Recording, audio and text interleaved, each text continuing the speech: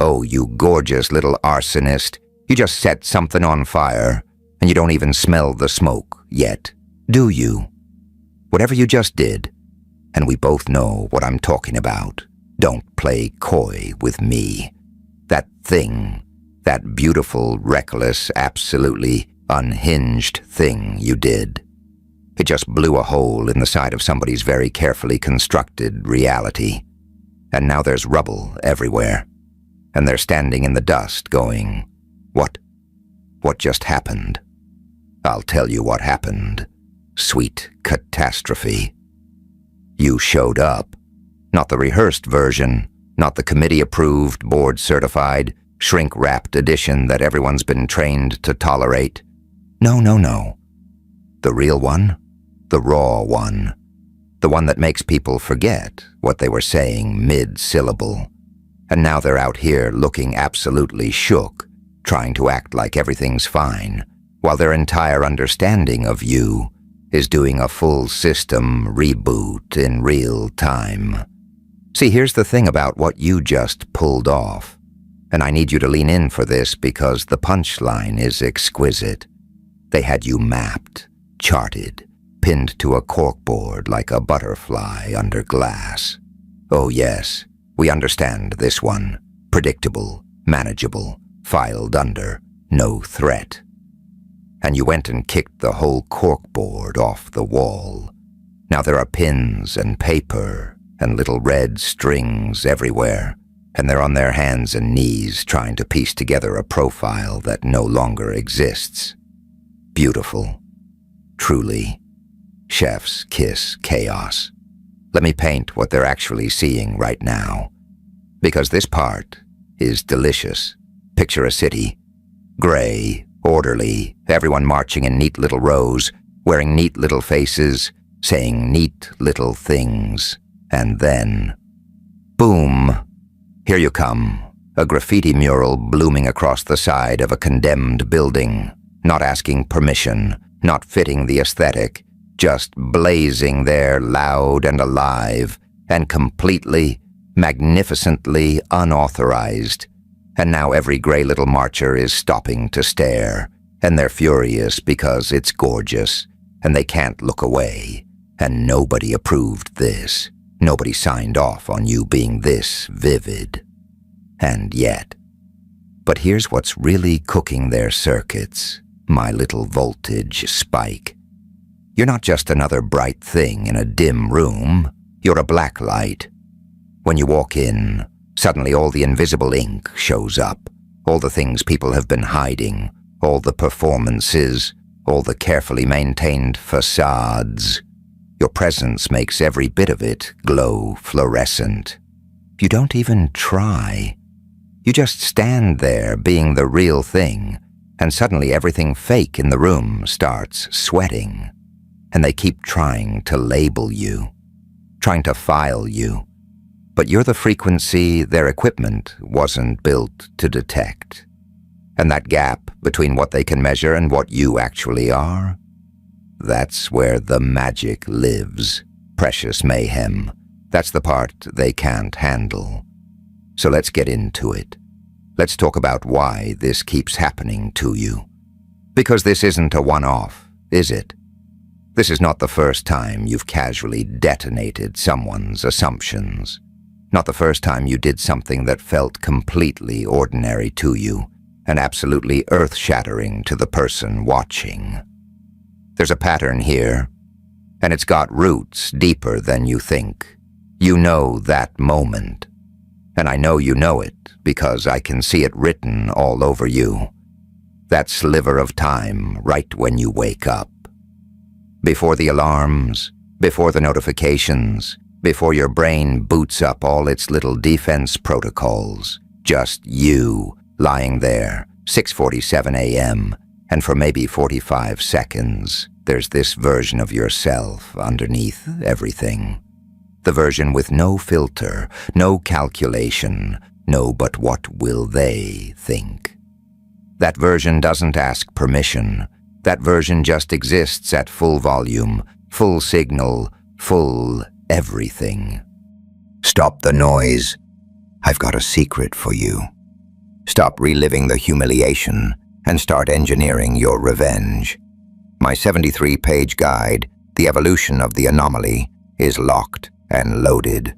Grab it in the description or pinned comment of this video. Keep that link open.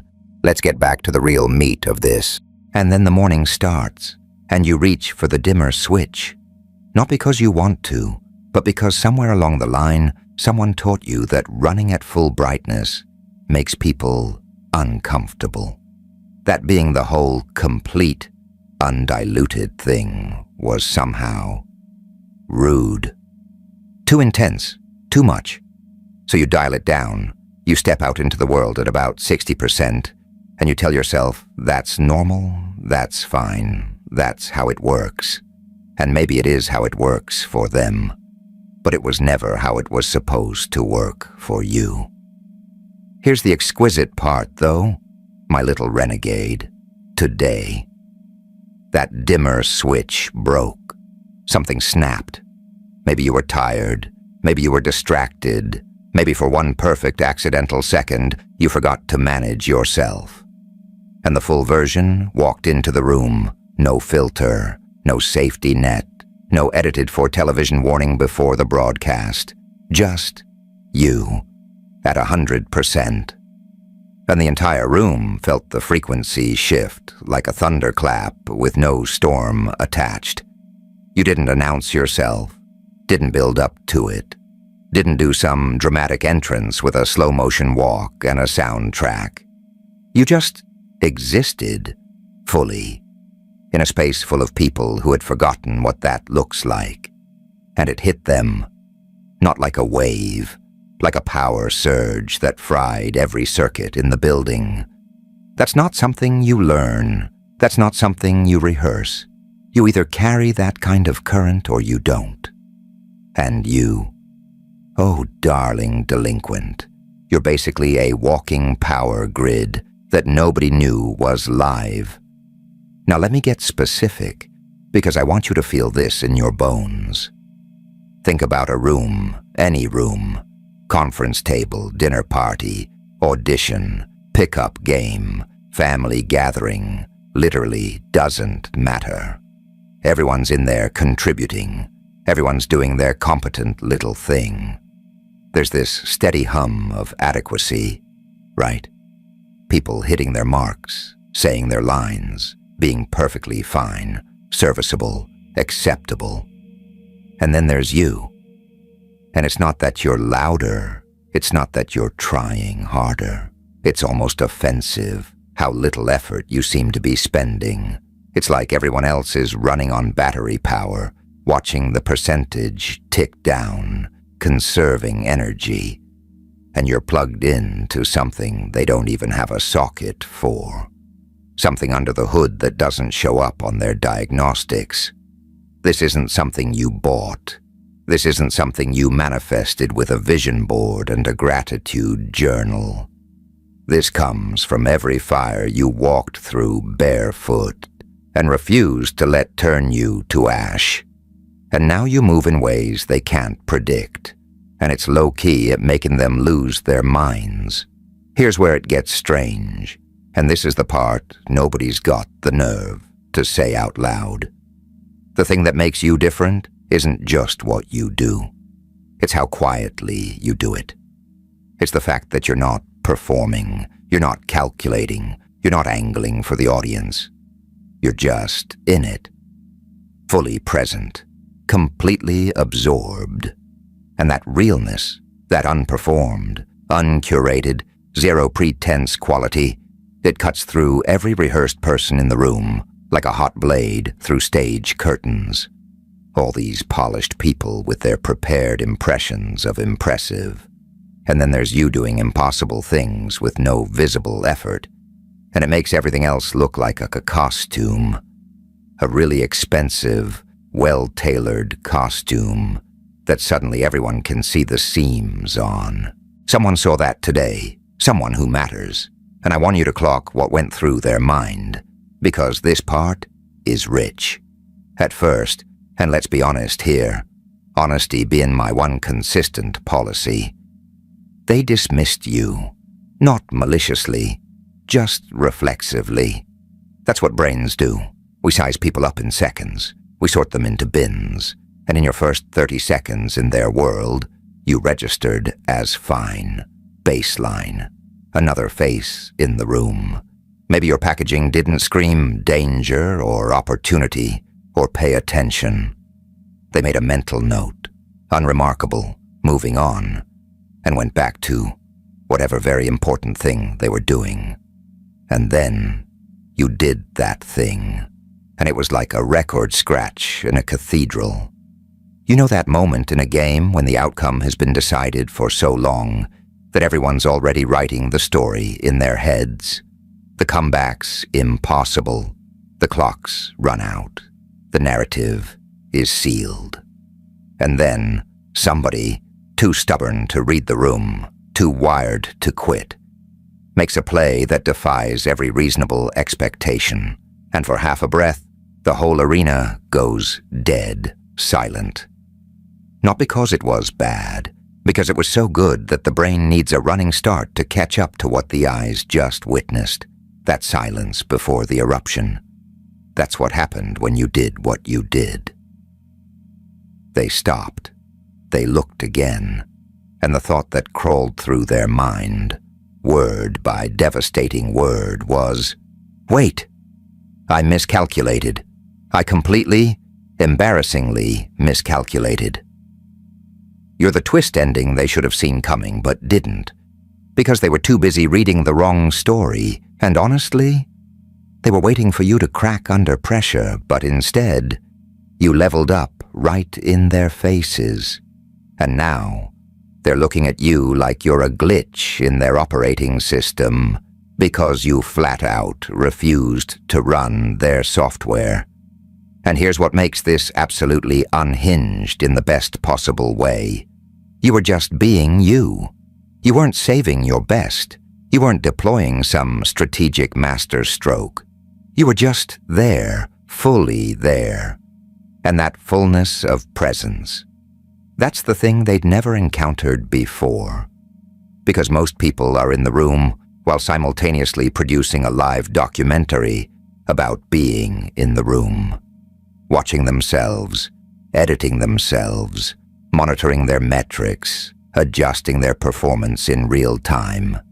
And you were just doing the thing, just being the whole signal, uncompressed, no buffering, no lag. Someone saw that today, someone who matters, and I want you to clock what went through their mind, because this part is rich.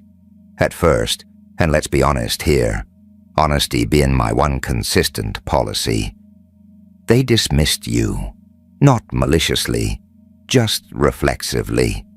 That's what brains do. We size people up in seconds. We sort them into bins. And in your first 30 seconds in their world, you registered as fine, baseline, another face in the room. Maybe your packaging didn't scream danger or opportunity or pay attention.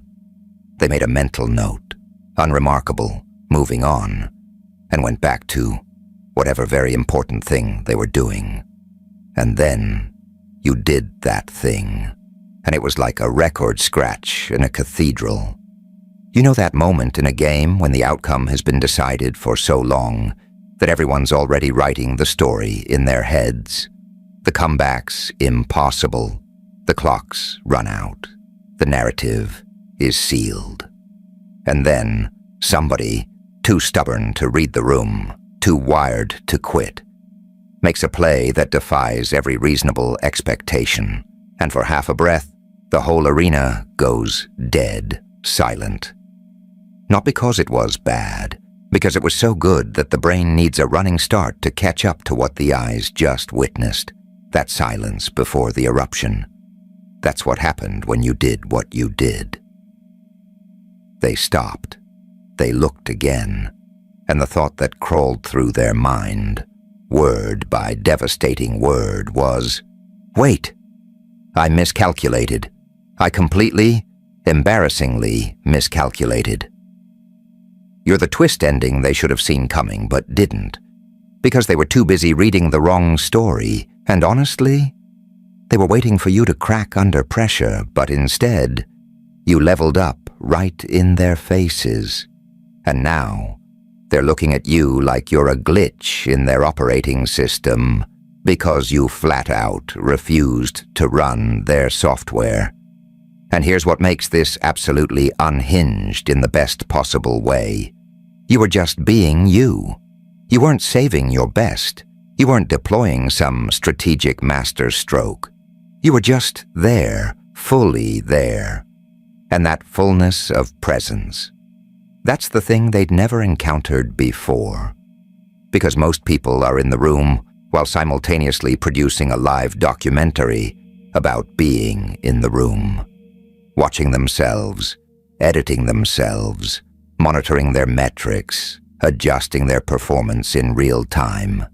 And you were just doing the thing, just being the whole signal, uncompressed, no buffering, no lag. That's the rarest commodity on the planet. And it's not talent, not skill, not charisma. It's completeness, the absolute willingness to be the entire unapologetic, unedited thing you are. Without the defensive crouch that 99% of the population lives in permanently, hunched over their own glow, like they're afraid someone will see how bright they actually are. Now, my sweet saboteur, I want to go deeper, because there's something moving behind the curtain that you haven't clocked yet. Something already in motion that nobody sent you a memo about. That person who saw you today. They didn't just shrug and scroll past. Something activated in them, not just, oh, that person's impressive. Something deeper. Bone-level recognition. The kind where you see something real and some part of you vibrates in response like a tuning fork finding its frequency. They felt a resonance. And here's the thing about resonance. It doesn't dissipate. It lingers. It follows you around. It makes you replay the moment at 2 a.m. It makes you tell other people about it. It makes you want to orbit whatever produced that feeling. So while you are out there just being your magnificent, oblivious self, this person was already rearranging furniture in their head, already reshuffling priorities. They've encountered talent, sure. They've seen clever. They've met impressive. But they have never, not once, encountered someone who carried what you carry. And it's doing something to them. They're already thinking, I need that energy in my world. Whether that's professional, personal, creative, the category doesn't matter. What matters is they saw something they can't unsee, and now they're trying to close the distance between their life and whatever that beautiful, terrifying thing was. And the thing is, you. Let me ask you something, and I want you to sit with it. Do you know how many people drift through their entire existence never once getting that reaction from another person, never stopping a room, never making someone rebuild their entire mental model from scratch? Not because they lack talent, not because they aren't good at what they do, but because they are permanently, relentlessly running the edited version, the pre-approved, pre-tested, triple-filtered version that's been passed through 17 layers of "but what will they think of me?"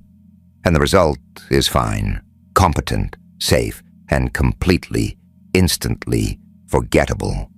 You are not forgettable, and you know this. Somewhere in that quiet early morning version of yourself, the one before the filters boot up, you know that what lives inside you has never been average.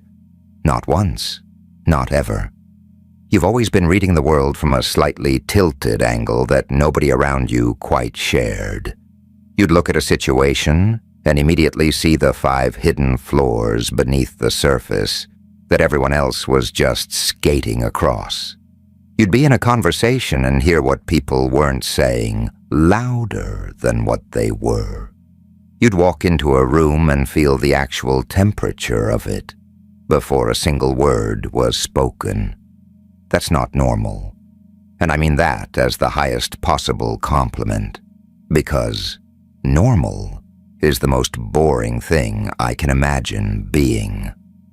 That's something else entirely. You're not just different. You're first edition, unrepeatable, the prototype that broke the mold so thoroughly nobody can manufacture a second one. And maybe when you were younger, that something else felt like a defect. Maybe it made you weird, or too sensitive, or too intense, or hard to read, or a lot. Maybe people looked at you and didn't know what to do with you, and their confusion felt indistinguishable from rejection. Maybe you spent years, darling, quietly learning to shrink, making yourself smaller, more palatable, more manageable, more like the thing people seemed comfortable with. And here's the part that breaks my cold, chaotic little heart. You got really good at it. You got so good at managing your own wattage that you almost forgot what running at full power felt like.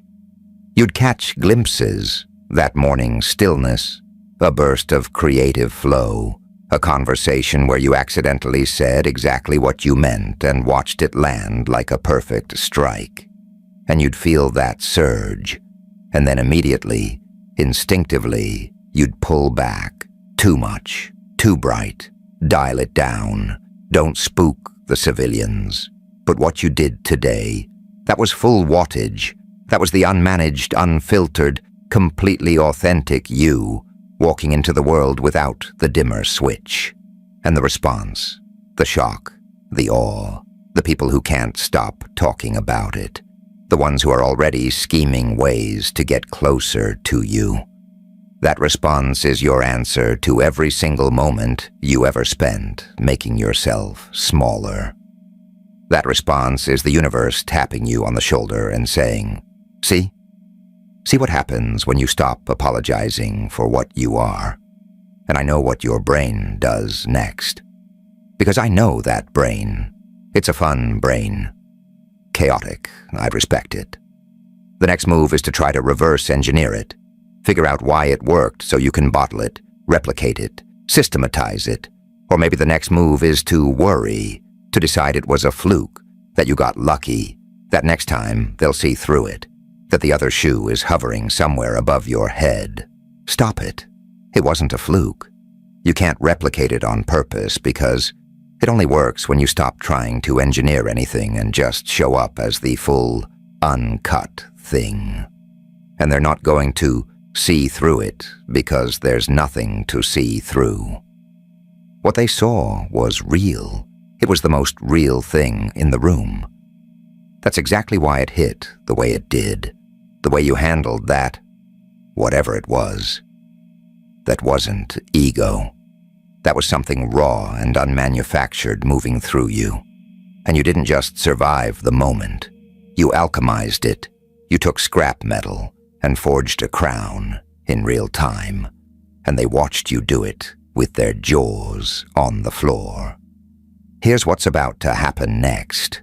And listen carefully, because this is the part people miss when they're too busy being anxious about the outcome to notice the doors opening around them. Someone in your orbit. Could be someone you already know. Could be someone entirely new. Is going to come back around. They're going to find a reason to reach out, to reconnect, to show up. And it might not look like what you expect. It might come through a side entrance, through a mutual connection, through a message or a situation that looks coincidental, but is actually laser-focused on you. Because people who feel that resonance don't just forget about it. They follow it. They find ways to be in the same room as that energy again. They'll keep checking on you, expecting you to have dimmed, only to find you burning brighter than ever. And for some of you, this is going to resurrect something you thought was dead and buried, something you wanted so badly at one point that when it fell apart, you had to construct an entire emotional fortress just to survive how much it hurt. You had to talk yourself into believing you didn't want it anymore, that the rejection was the answer, and the answer was fine, and you'd moved on. But you hadn't moved on. You'd just gotten really good at not looking in that direction.